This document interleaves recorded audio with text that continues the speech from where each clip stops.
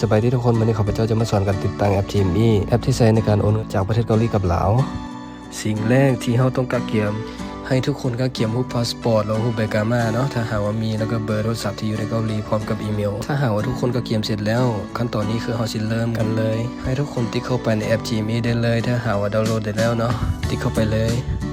หลังจากที่เราติ๊กเข้าไปแล้วมันจะขึ้นคู่มือการใช้บริการเนาะให้ติ๊กยินยอมพร้อมกับอนุญาตแล้วก็อนุญาตอีกทีหลังจากอนุญาตแล้วให้เลือกภาษาซึ่งภาษาเนี่ยให้เลือกเป็นภาษาไทยเด้อหลังจากที่เราเลือกภาษาแล้วให้กดลงทะเบียนใหม่ได้เลยพร้อมกับกดยินยอมทั้งหมดจากนั้นให้กดยืนยันหลังจากที่เรากดยืนยันแล้วมันจะขึ้นในหน้าสมัครสมาชิกเนาะให้ทุกคนป้อนข้อมูลของตัวเองเนาะให้ใส่นามสกุลชื่อเป็นตัวพิมพ์ใหญ่ทั้งหมดแล้วก็เขียนนามสกุลกับชื่อบ่ต้องหย่าวางเดี๋ยวให้ติดกันเลยสำหรับจุดนี้เนาะเวลาที่เราใส่นามสกุลกับชื่อแล้วมันบ่ผ่านในการใส่นามสกุลกับชื่อเปลี่ยนเป็นชื่อกับวันเดือนปีเกิดก็ได้เด้อหลังจากนั้นให้ทุกคนสร้างรหัสเป็นของตัวเองสำหรับรหัสผ่านแม่นต้องมี9ตัวอักษรขึ้นไปและจำเป็นต้องให้มีเป็นภาษาอังกฤษเป็นตัวพิมพ์ใหญ่กับพิมพ์น้อยและก็ตัวเลขที่บ่แม่นวันเดือนปีเกิดของเขาพร้อมกับตัวอักษรพิเศษเด้อส่วนรหัสที่ขึ้นอยู่ในหน้าจอนี้เป็นรหัสตัวอย่างและในขั้นตอนที่เราป้อนรหัสแล้วถ้ามันขึ้นสีเขียวทั้งหมดก็ถือว่าผ่านแล้วเนาะหลังจากนั้นให้พิมพ์ยืนยันรหัสอีกครั้งในขั้นตอนที่เราพิมพ์ต้องให้รหัสมันตรงกันเนาะหลังจากที่พิมพ์รหัสเสร็จแล้วให้ป้อนเบอร์ที่เราใส่อยู่ในเกาหลีนี่เด้อหลังจากที่เราใส่เบอร์เรียบร้อยแล้วให้ทุกคนเลือกสัญชาติเนาะให้เลือกเป็นชาวต่างชาติได้เลยแล้วก็กดยืนยันหลังจากที่เรายืนยันแล้วมันจะเข้ามาให้เราสแกนรูปพาสปอร์ตเนาะติดเข้าไปเลยสำหรับใครที่ยังบ่ทันได้ถ่ายรูปพาสปอร์ตไว้ก็สามารถถ่ายตอนนี้ได้เลยและสำหรับคนที่ถ่ายไว้แล้วให้กดเลือกอยู่ในรูปภาพได้เลย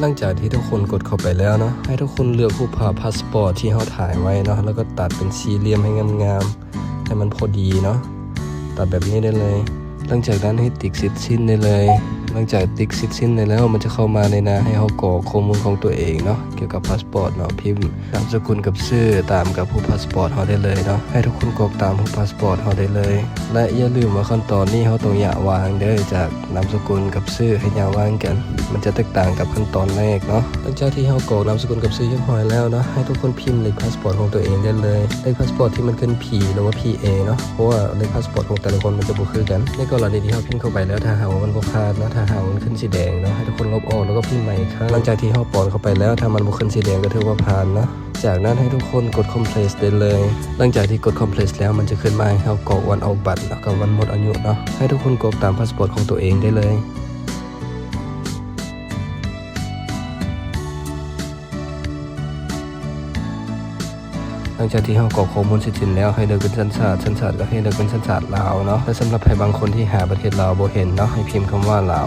LAOS เนาะหลังจากนั้นให้เลือกวันเดือนปีเกิดของตัวเองได้เลยหลังจากที่เรากรอกเสร็จสิ้นแล้วให้ทุกคนกดยืนยันเข้าไปเลยขั้นตอนนี้มันจะให้เราสแกนรูปใบกามาเนาะสำหรับคนที่มีรูปใบกามาและสำหรับคนที่ยังบ่ทันได้เฮ็ดใบกามาให้กดคำว่าข้ามอีกครั้งถึงได้เลยสำหรับคนที่มีใบกามาให้กดเข้าไปเลยและถ้าหากว่ายังบ่ทันได้ถ่ายไว้เนาะสามารถถ่ายตรงนี้ได้เลยและสำหรับคนที่ถ่ายไว้ให้กดเลือกอยู่ในรูปภาพได้เลยขั้นตอนนี้มันให้เฮ็ดคือกับพาสปอร์ตได้เลยเนาะให้ตัดรูปสีแจ๋เหลี่ยมงามๆคือกันเด้อหลังจากนั้นให้ป้อนข้อมูลตามบัตรใบกามาของเขาใส่นามสกุลชื่อเนาะตัวนี้ต้องอย่าวางเด้อแล้วก็พร้อมเลขใบกามาของเขาทั้งหน้าทั้งหลังทั้งหลังเด้อหลังจากนั้นให้ป้อนวันหมดอายุของบัตรของเขาเนาะป้อนเข้าไปเลยเนาะตามของไปของมันเด้อหลังจากที่เขาป้อนเข้าไปแล้วให้กดยืนยันได้เลยหลังจากที่เขากดยืนยันแล้วมันจะให้เขากรอกข้อมูลอีกครั้งเนาะให้เขาใส่เมืองนี่คือเมืองที่เขาอยู่ในประเทศเกาหลีเด้ออันนี้จะเป็นตัวอย่างฮอซองเนาะฮอซองนี่คือเมืองฮอซองเนาะหลังจากที่เขียนฮอซองเข้าไปแล้วให้เขียนเป็นภาษาอังกฤษพร้อมเลยหลังจากที่เขียนเข้าไปแล้วให้เราระบุอาชีพเนาะส่วนขั้นตอนอาชีพเนาะให้เลือกเป็น salary เนาะเป็นเงินเดือนเนาะหลังจากที่เลือกเงินเดือนแล้วให้เลือกเพศเด้อสำหรับเพศหญิงกับเพศชายเนาะให้ทุกคนเลือกตามเพศของตัวเองได้เลย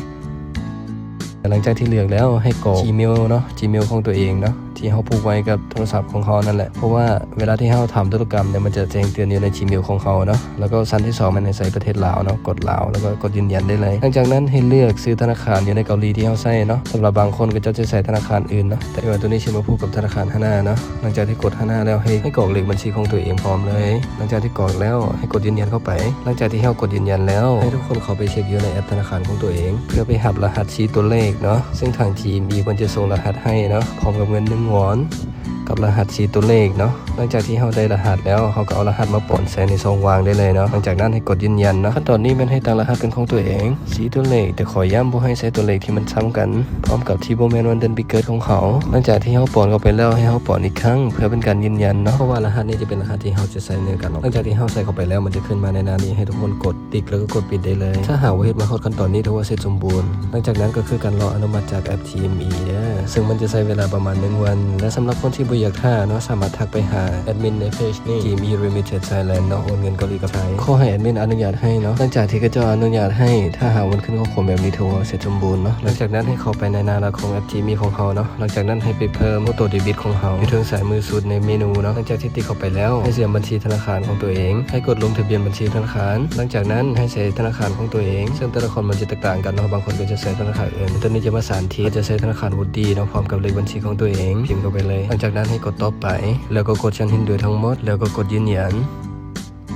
ถ้ามาฮอดกันตอนนี้มันจะมีการยืนยันตัวตนเนาะมันจะมี2แบบนึงคือ AIS และแบบนึงคือใบหน้าอันนี้เขาจะมาสั่นที่ใบหน้าเนาะให้กดใบหน้าไปเลยแล้วก็กดต่อไปแล้วก็กดขนาดใส่แอปกดต่อไปอีกครั้งมาฮอดจอนี้ให้สแกนใบหน้าของตัวเองได้เลยถ้ามันผ่านแล้วกด next ได้เลยหลังจากที่เรากด next แล้วมันจะมีให้เรายืนยันตัวตนอีกครั้งซึ่งขั้นตอนนี้มันจะมียืนยันด้วยพาสปอร์ตกับ ID card ที่เลือกตัวใดก็ได้แต่ตัวนี้ฉันมาเลือก ID card ให้เบิ่งหลังจากที่ติ๊กเข้าไปแล้วให้เอา ID card มาสแกนให้ทุกคนกดปุ่มค้างไว้เพื่อสแกนให้มันเต็มสีเขียวทั้งหมดบางกรณีถ้าหากว่ามันขึ้นสีแดงแปลว่าบ่ผ่านเด้อให้ทุกคนสแกนใหม่สแกนจนมันขึ้นสีเขียวทั้งหมดถ้ามันขึ้นสีเขียวแล้วให้กดคอนเฟิร์มได้เลยหลังจากที่กดคอนเฟิร์มแล้วก็กดต่อไปกดยืนยันอีกครั้งกดเสร็จสิ้นหลังจากนั้นให้รอท่าการอนุมัติจากออโต้เดบิตแต่ว่าในส่วนการรอท่าการอนุมัติทานสามารถไปผูก BCL1 ได้ซึ่งวิธีผูก BCL1 เนาะให้ทุกคนกดโอนเงินต่างประเทศคลิกเข้าไปแล้วก็เพิ่มผู้รับหลังจากเพิ่มผู้รับแล้วให้เลือกวิธีส่งเงินโอนเงินเข้าบัญชีธนาคารคลิกเข้าไปแล้วให้เราเลือกซื้อธนาคารหลังจากติ๊กเข้าไปแล้วให้เราเลือกสกุลเงินว่าเราจะโอนเงินเข้าบัญชีใดมันจะมี US ดอลลาร์ไทยบาทกับกีถ้าหากว่าเลือกได้แล้วให้ทุกคนติ๊กเข้าไปเลยแล้วก็มาป้อนเลขบัญชี BCL1 ของเขาพร้อมกับชื่อเจ้าของพิมพ์เข้าไปเลยแต่ขอย้ำชื่อเจ้าของเนี่ยมันต้องใส่ชื่อที่เขาผูกไว้กับ BCL1 เด้อพร้อมกับนามสกุลหลังจากนั้นให้พิมพ์เบอร์เป็นเบอร์ของตัวเองหรือว่าเบอร์พี่น้องที่อยู่ทางบ้านก็ได้